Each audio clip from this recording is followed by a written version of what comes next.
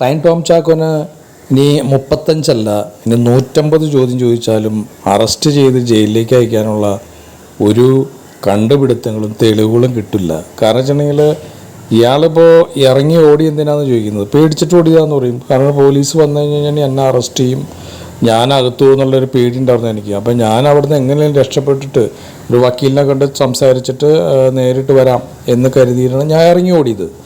അപ്പോൾ അത് പോലീസിന് അംഗീകരിക്കേണ്ടി വരും. കാരണം പോലീസ് ഇപ്പോൾ പെട്ടെന്ന് ഒന്ന് അറസ്റ്റ് ചെയ്യുമ്പോൾ പേടിച്ചിട്ട് ഓടുമല്ലോ.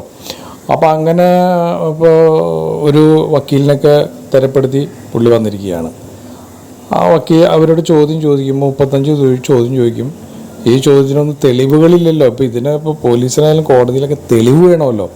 ഇയാൾ ഇതൊന്നും ഉപയോഗിച്ചതിൻ്റെ ഒരു തെളിവ് കിട്ടാനില്ല. കാരണം ഉപയോഗിച്ചിട്ടുണ്ടോ എന്ന് അറിയില്ല. ഉപയോഗിച്ച് അറസ്റ്റ് ചെയ്യാൻ പറ്റുമോ? കയ്യിൽ ഈ പറഞ്ഞ മാതിരി വിൽക്കുന്ന രീതിയിലുള്ള ക്വാണ്ടിറ്റി, അതായത് ഇയാൾ വിപണനം ചെയ്യാൻ വേണ്ടി കൊണ്ടുവന്നുള്ള വിപണനം ഇതുണ്ടായാലല്ലേ അറസ്റ്റ് ചെയ്യുള്ളൂ. അപ്പോൾ ഇയാൾ ഉപയോഗിച്ച ഒരു ലഹരി ഉപയോഗിച്ച് അറസ്റ്റ് ചെയ്യൂ.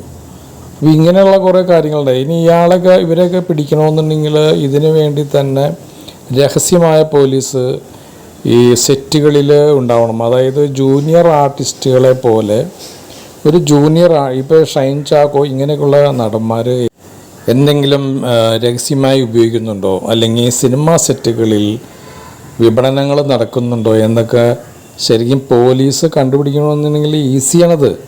കാരണം ഇവർ ജൂനിയർ ആർട്ടിസ്റ്റായിട്ട് ഒരാൾ അതിനകത്ത് കയറിയ പോലെ, സിനിമയിൽ കയറിയ പോലെ അവിടെ നിന്ന് കഴിഞ്ഞാൽ തന്നെ പല കാര്യങ്ങളും അറിയാൻ പറ്റും രഹസ്യമായിട്ട്. അത് കണ്ടുപിടിക്കാൻ ഈസിയാണ്. പോലീസ് അതിന് തയ്യാറാവുന്നില്ല. ഇതിലൊക്കെ പ്രശ്നം ഉണ്ടാകുമ്പോഴാണ് ഇവരുടെ പിന്നാലെ പോകുന്നത്. അല്ലാതെ ഇതിൻ്റെ സെറ്റുകളിൽ ഇതൊക്കെ ഉപയോഗിക്കുന്നുണ്ടോ എന്നൊക്കെ അന്വേഷിച്ചാൽ പോലീസോ അല്ലെങ്കിൽ രഹസ്യ പോലീസോ ആരും അന്വേഷിക്കുന്നില്ല. അതുകൊണ്ടത് കണ്ടുപിടിക്കാൻ പറ്റുന്നത്. പിന്നെ ഇയാൾ ആ നടിയെ ഉപദ്രവിച്ചിട്ടൊന്നുമില്ലല്ലോ, അങ്ങനെ തമാശ രൂപേണ അങ്ങനെ പറഞ്ഞിട്ടുള്ളൂ. അതിനൊക്കെ കേസെടുത്ത് അറസ്റ്റ് ചെയ്യൂ. അപ്പോൾ അതുകൊണ്ട് ഇയാൾ ഓടിയത് പേടിച്ചോടിയതായിരിക്കും.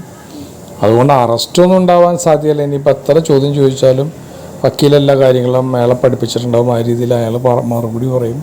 പോലീസിനെ അറസ്റ്റ് ചെയ്യാൻ പറ്റില്ല. കണ്ടുപിടിക്കണമെന്നുണ്ടെങ്കിൽ പോലീസിന് ഈസിയാണ്.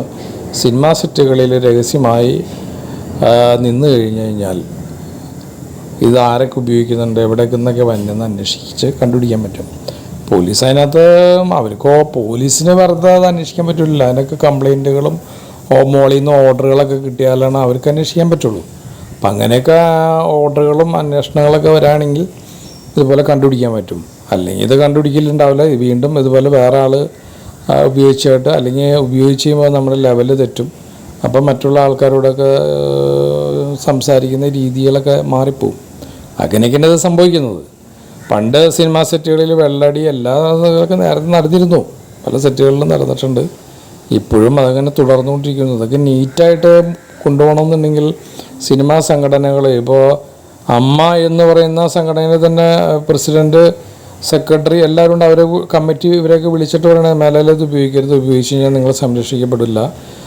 പിന്നെ നമ്മൾ ഇവരോടൊക്കെ പറയും, സംവിധായകരോടും ഡയറക്ടർമാരോടൊക്കെ പറയും, ഇവരെ ഒന്ന് വിളിച്ച് അഭിനയിപ്പിക്കരുതെന്ന് പറയും. അപ്പോൾ നിങ്ങൾക്ക് ചാൻസ് ഉണ്ടാവില്ല എന്നൊക്കെ പറഞ്ഞ് പേടിപ്പിച്ച് കഴിഞ്ഞാൽ അതുപോലെ പ്രൊഡ്യൂസേഴ്സ് പറയുകയാണെങ്കിൽ ഞങ്ങൾക്ക് ഇതുപോലുള്ള ആളുകൾ വേണ്ട എന്നൊക്കെ സ്ട്രിക്റ്റായിട്ട് നിൽക്കുകയാണെങ്കിൽ ഇങ്ങനെയുള്ള ആളുകൾ ഉണ്ടാവില്ല. പക്ഷേ ഇവരിപ്പോൾ സിനിമയിൽ അഭിനയിക്കുന്ന ഡയറക്ടർമാരൊക്കെ ആയിട്ട് നല്ല ബന്ധവും അവരുടെ ആക്ടിങ്ങൊക്കെ ആൾക്കാർ ഇഷ്ടപ്പെടുന്നുണ്ടെന്നുള്ളൊരു തോന്നലുകളും ചില പടങ്ങൾ അഭിനയിച്ച് അവർക്ക് സിനിമയിൽ കുറേ സാധ്യതകൾ അങ്ങനെയാണ് വരുന്നത്. കാരണം വെച്ചിട്ടുണ്ടെങ്കിൽ പൈസ കുറച്ച് വാങ്ങിക്കുന്നുണ്ടാവും, ചില ടാലൻ്റ് ഉണ്ടാവും. ഇതൊക്കെ വെച്ചിട്ടാണ് ഈ സിനിമയിലേക്ക് ആളുകൾ എടുക്കുന്നത്. പിന്നെ നന്നായിട്ട് ആക്ട് ചെയ്യുന്ന ആൾ വലിയ കുഴപ്പക്കാരില്ല. പിന്നെ ഈ പറഞ്ഞ സ്ക്രിപ്റ്റിലൊക്കെ ഈ ഷൈൻ ടോം ചാക്കോയൊക്കെ സ്ക്രിപ്റ്റിലും സഹായിക്കുന്ന ആളാണ്. അപ്പോൾ അങ്ങനെയൊക്കെയുള്ള ഒരുപാട് കൊണ്ടാണ് ആൾക്കാർ ഇവരൊക്കെ വിളിക്കുന്നത്. അപ്പോൾ അത് ഇങ്ങനെയൊക്കെ ഉണ്ടെങ്കിൽ തന്നെയും ഈ ലഹരി ഉപയോഗിക്കുന്ന ആരെയും ഇനി സിനിമയിൽ എടുക്കരുത് എന്ന് സ്ട്രിക്റ്റായിട്ട് ഈ സംഘടനകൾ വിചാരിച്ചു കഴിഞ്ഞാൽ ആരും ഉണ്ടാവില്ല. അപ്പോൾ അങ്ങനെയൊക്കെ ചെയ്യണം.